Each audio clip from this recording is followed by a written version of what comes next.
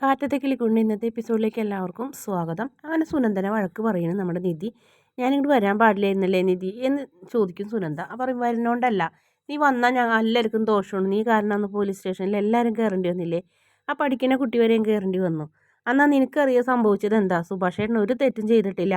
എന്നിട്ടും സുഭാഷ് ഏട്ടൻ പോലീസ് സ്റ്റേഷനിൽ കയറിയിട്ടേ നീ ഒന്ന് വന്ന് പറയാൻ കൂടെ പറ്റിയോ നിനക്ക്? നിനക്ക് നിൻ്റെ വീട്ടുകാരെ പേടി, സുഭാഷ് ഏട്ടനെ വേണം വീട്ടുകാരെയും വേണം എന്ന് പറഞ്ഞാൽ നടക്കില്ല നീ സുനന്ദേ. ഏതെങ്കിലും ഒന്ന് നീ തീരുമാനിക്കണം എന്ന് പറയും. അപ്പോൾ പറയും നിധി എനിക്ക് അങ്ങനെയാണ്, എന്നെ നിനക്ക് അറിയാണ്ടാണ്, എനിക്ക് എൻ്റെ അവസ്ഥ നിനക്ക് മനസ്സിലാവാത്തത് കൊണ്ടാണ് എനിക്ക് എൻ്റെ വീട്ടുകാരെ ഉപേക്ഷിക്കാനും പറ്റില്ല, അതേ സ്ഥാനത്ത് സുഭാഷ് ഏട്ടനെ മറക്കാൻ കഴിയില്ല. ഇനി എൻ്റെ വീട്ടുകാരെ എന്നെ ആരെ തലയിൽ കെട്ടി വെച്ചാലും സുഭാഷ് ഏട്ടനെ മറന്നുകൊണ്ട് എനിക്ക് ജീവിക്കാൻ കഴിയില്ല. അത് നീ ചെയ്യുന്ന തെറ്റാണ്, അത് മറ്റൊരു പുരുഷനോടും കൂടി ചെയ്യുന്ന തെറ്റാണ്. നീ ഇനി സുഭാഷ് ഏട്ടനെ വിഷമിപ്പിക്കാനായിട്ട് നീ ഇങ്ങോട്ട് വരണ്ട, ഒന്നില്ലെങ്കിൽ നീ നല്ലൊരു തീരുമാനം എടുക്കുക എന്ന് പറയും. അങ്ങനെ നീതി ദേഷ്യപ്പെട്ടപ്പോൾ സുനന്ദ അവിടെ നിന്ന് പോകും. അപ്പോൾ നമ്മുടെ സുധീഷ് ഇതൊക്കെ കേട്ടിരിക്കുന്നുണ്ട്. ഈ വീടിനോടും സുഭാഷ് ചേട്ടൻ എന്നോട്, ഈ വീടിനോട് ഇത്രയ്ക്ക് സ്നേഹമുള്ള ഇവളെ ഞാൻ എങ്ങനെ വിട്ടുകളയും, എന്തെങ്കിലും ഒരു വഴി കണ്ടുപിടിച്ചേ പറ്റുമോ എന്നിങ്ങനെ ആലോചിക്കുന്നത്. അതിനുശേഷം അവർ വിവാഹം നടത്തിയ പോലീസുകാരനെ പോയി കാണുന്നു. അയാളോട് നുണയും കെണിയൊക്കെ പറഞ്ഞു കൊടുത്ത് അവരെ വീട്ടുകാരിങ്ങനെ പ്രലോഭിപ്പിച്ച് ഇപ്പോൾ ഡിവോഴ്സിൻ്റെ വക്കീലെത്തി നിൽക്കണമെന്നൊക്കെ പറയുന്നുണ്ട്. എന്തായാലും വക്കീലിനെ വിളിച്ചൊന്ന് സാറ് പറയണം, ഡിവോഴ്സ് കൊടുക്കാൻ പറ്റില്ല, രേഖയില്ലാതെ അതായത് ആധാർ കാർഡ് ഇല്ലാതെ എന്നൊന്ന് പറയണം എന്നൊക്കെ പറയും. അയാൾ എന്തായാലും അതിനെ കൈക്കൂലിയായിട്ട് ഒരു മൊബൈലും ചോദിക്കുന്നുണ്ട്. അതിനുശേഷം പിന്നെ നിധിനെ കാണിക്കുന്നത്, നിധി ഇങ്ങനെ ആലോചിച്ചുകൊണ്ടിരിക്കുന്നു എങ്ങനെ പോലീസ് സ്റ്റേഷനിൽ വിവാഹം രജിസ്റ്റർ ചെയ്തു പ്രൂഫ് ഇല്ലാണ്ട്. എന്നിട്ട് നിധി ഇങ്ങനെ ഗൂഗിളിലൊക്കെ അടിച്ച് നോക്കുമ്പോൾ പ്രൂഫുകൾ എല്ലാം വേണമെന്ന് നിർബന്ധമാണ്. നിധിക്ക് ഒന്നും മനസ്സിലാവണില്ല. അങ്ങനെ നിധി സുഭാഷ് ഏട്ടൻ ഇങ്ങനെ വന്നപ്പോൾ സുഭാഷ് ഏട്ടനോട് ചോദിക്കും, ഒരു വിവാഹം രജിസ്റ്റർ ചെയ്യണമെങ്കിൽ എന്തൊക്കെ വേണമെന്ന് ചോദിച്ചപ്പോൾ സുഭാഷ് ഏട്ടൻ പറയും, മോൾക്ക് അറിഞ്ഞൂടെ മോളെ വിവാഹം പോലീസ് സ്റ്റേഷനിലായാലും രജിസ്റ്റർ ചെയ്തതല്ലേ എന്ന് പറയും. അതിന് ഞാൻ ചോദിക്കുന്നത്, ഞാനൊരു പ്രൂഫും കൊടുത്തിട്ടില്ല, സുധീഷ് ആണെങ്കിൽ എല്ലാ പ്രൂഫും കൊടുത്തു, പിന്നെ എങ്ങനെയാണ് ഈ കല്യാണം നടന്നത്, എനിക്കൊരു പിടുത്തവും കിട്ടണില്ല എന്ന് പറയും. എന്തിനാ മോളെ ഇപ്പം നീ അതൊക്കെ ആലോചിക്കണേന്ന് ചോദിക്കുമ്പോൾ, അതൊന്നുമില്ല ഞാനിങ്ങനെ ആലോചിച്ചതുണ്ട് ചേട്ടാന്ന് പറയും. ശരി എന്ന് പറയും. പിന്നെ കഴിക്കുന്നത് പിറ്റേ ദിവസം രാവിലെ നീതി കുളിച്ച് വരുമ്പോൾ ഹാളിങ്ങനെ പ്ലെയിൻ ആയി കിടക്കണം, ആരുമില്ല. അപ്പോൾ സുഭാഷ് നോക്കും, മോളെന്താ നോക്കണേന്ന് ചോദിക്കും. അല്ല ഞാൻ കുളിക്കാൻ പോകുമ്പോൾ എല്ലാവരും നിരന്ന് കിടക്കുന്നുണ്ടായല്ലോ എന്ന് പറയും.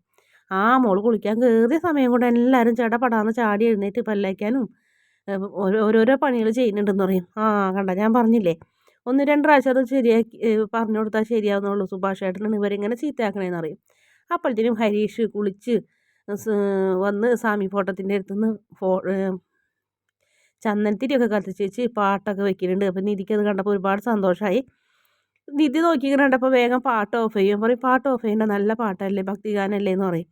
അങ്ങനെ ഹരീഷ് അവിടെ നിന്ന് പോകും. പിന്നീട് നിധി തലയിലെ തോർത്തൊക്കെ അഴിച്ച് അഴക്കേമേലൊക്കെ ഇടാൻ വേണ്ടി വന്നപ്പോൾ മുറ്റണ്ട് നല്ല ക്ലീൻ ആയി കിടക്കണം. അപ്പോൾ സുധീഷ് അങ്ങോട്ട് വരുമോ, സുധീഷാണോ മുറ്റടിച്ചത്, നല്ല അടിപൊളിയായിട്ടുണ്ട് കേട്ടോ, താങ്ക് യു എന്ന് പറയും. ഇപ്പോൾ പെണ്ണുങ്ങൾ മാത്രം മുറ്റടിച്ചാൽ പോരല്ലോ, ആണുങ്ങൾക്ക് മുറ്റടിക്കാമല്ലോ എന്നൊക്കെ പറയും. മതി തള്ളി മറിക്കേണ്ട, ഞാനൊന്ന് ചോദിച്ചെന്നുള്ളൂ എന്ന് പറയും. എന്തായാലും മുറ്റടിച്ചതിന് താങ്ക്സ് ഉണ്ട്, നല്ല ഭംഗിയുണ്ടെന്ന് പറയും. അപ്പോൾ നികേഷ് എന്ന് പറയും, ഹലോ അത് ഞാൻ മേടിക്കേണ്ട താങ്ക്സ് ഉണ്ടെന്ന് പറയും. എന്താണെന്ന് ചോദിക്കും. മുറ്റടിച്ചതേ ഞാനാണെന്ന് പറയും. എൻ്റെ സുധീഷേ ഇതിലെന്നാണോ പറയണമെന്ന് ചോദിക്കും. അത് പിന്നെ ഞാൻ അപ്പുറം അടിച്ചെന്ന് പറയും. ഒരു പറ അടിച്ചിട്ടില്ല ഏട്ടത്തി, ഞാൻ തന്നെയാണ് അടിച്ചതെന്ന് പറയും.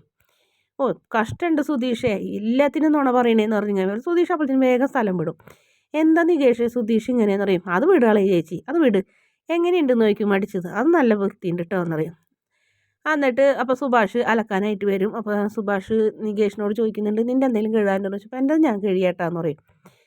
എന്നിട്ട് സുഭാഷ് അലക്കാൻ പോയപ്പോൾ സുധീഷ് വിളിച്ചു, ചേട്ടാ എൻ്റെ ഉണ്ടെന്ന് പറയും, ഒരു പാൻറ്റും ഷർട്ടും അങ്ങോട്ട് കൊടുക്കും. സുഭാഷ് നിധി ദേഷ്യപ്പെടും, ചേട്ടാ സുഭാഷിനോട് ഞാൻ പറഞ്ഞിട്ടില്ലേ ഇവരുടെ കാര്യങ്ങളൊക്കെ ഇവർ നോക്കിക്കോളുന്നു, എന്തിനേ ആവശ്യമില്ലാത്ത പണിക്ക് നിൽക്കണം, അടുക്കളയിലെ പണികളൊക്കെ എടുക്കണില്ലേ, പുറത്തും പോയി പണി എടുക്കണില്ലേ, ഇവന്മാരിങ്ങനെ പഠിപ്പിക്കരുതെന്ന് ഞാൻ പറഞ്ഞതല്ലേ എന്ന് പറയും. എന്നിട്ട് ആ ഡ്രസ്സൊക്കെ എടുത്ത് കഴിഞ്ഞിട്ട് സുധീഷിനോട് അലക്കാൻ പറയും. സുധീഷ് അറിയും, എനിക്ക് കൈക്ക് സോപ്പിന് അലർജി എന്നറിയും, ഒരു അലർജിയും ഇല്ല, അതൊക്കെ ശീലമായിക്കോളും എന്ന് പറയും. മര്യാദയ്ക്ക് എടുത്ത് കൊണ്ടുപോയി കഴുകാൻ പറയും അവനാൻ്റെ. ഈ വീട്ടിൽ ഇന്ന് മുതൽ അവനാൻ്റെ ഡ്രസ്സ് അവനാൻ കഴുകണം, ഓരോരുത്തരുടെ കാര്യങ്ങൾ ഓരോരുത്തർ ചെയ്യണം, ഒന്നും സുഭാഷ് ചേട്ടനെ ഏൽപ്പിക്കരുതെന്ന് പറയും. സാരില്ല മോളെ, ഇന്ന് ഞാൻ ചെയ്യാമെന്ന് പറയും. വേണ്ടാന്നല്ലേ പറഞ്ഞതെന്ന് പറയും. സുധീഷിൻ്റെ കയ്യിൽ നിർബന്ധമായിട്ട് കൊടുപ്പിക്കുമെന്ന് പറയും. കൊടുക്കും. അപ്പോൾ ഹരീഷ് പറയും, എൻ്റെ ഡ്രസ്സ് ഞാൻ കഴുകിയതായിട്ടെത്തിന്ന് പറയും. അപ്പോൾ പറയും ഗുഡ് എന്ന് പറയും. അപ്പോഴത്തേനും ഭാസ്കരൻ വന്നു കഴിഞ്ഞിട്ട് നേരെ വാതിക്കൽ അങ്ങോട്ട് തുപ്പും. അച്ഛനോട് മാറി തുപ്പിക്കൂടെ എന്ന്, മാറി അങ്ങോട്ട് തുപ്പിക്കൂടെ എന്ന് നികേഷ് ദേഷ്യപ്പെട്ട് ചോദിക്കും. പറയടാ ഇത് എൻ്റെ വീട്, എവിടെ തുപ്പണമെന്ന് ഞാൻ തീരുമാനിക്കുമെന്ന് പറയും. അങ്ങനെയല്ല, ഈ വീട്ടിലെല്ലാവരും ഇത്ര എല്ലാ ആൾക്കാർ താമസിക്കുമ്പോൾ എല്ലാവരുടെയും ഇഷ്ടം കൂടെ അച്ഛൻ നോക്കണം എന്ന് പറയും. എന്തിന്? എൻ്റെ ഭാര്യ ഉള്ളപ്പോൾ പോലും എനിക്ക് പ്രത്യേകിച്ച് റൂൾസൊന്നും ഉണ്ടായില്ല. പിന്നല്ലേ ഇപ്പം. എന്നിട്ട് നിധിയോട് ഇംഗ്ലീഷ് പറയും, സീ ഗേൾ, മൈ ഹൗസ്, അങ്ങനെയൊക്കെ പറയുന്നത്. ഇത് എൻ്റെ വീട്, എൻ്റെ തീരുമാനം, ഞാൻ എവിടെ തുപ്പണം, എവിടെ വീഡിയോ വലിക്കുന്നൊക്കെ ഞാൻ തീരുമാനിക്കും, മനസ്സിലായോ എന്ന് ചോദിക്കും. അപ്പം നിധിക്കും ദേഷ്യം വരും. നിധി പറയും, അങ്ങനെയാണെങ്കിൽ ഈ വീട്ടിൽ അച്ഛൻ ഒറ്റയ്ക്ക് താമസിക്കേണ്ടി വരും, മറ്റുള്ളവർ താമസിക്കുമ്പോൾ അത് നടക്കില്ല എന്ന് പറയും. അങ്ങനെ ആ അന്തം വിട്ട് ഭാസ്കരൻ നിധിയെ നോക്കി നിൽക്കുന്നതോടെയാണ് ഇന്നത്തെ എപ്പിസോഡിൻ്റെ അവസാന ഭാഗം.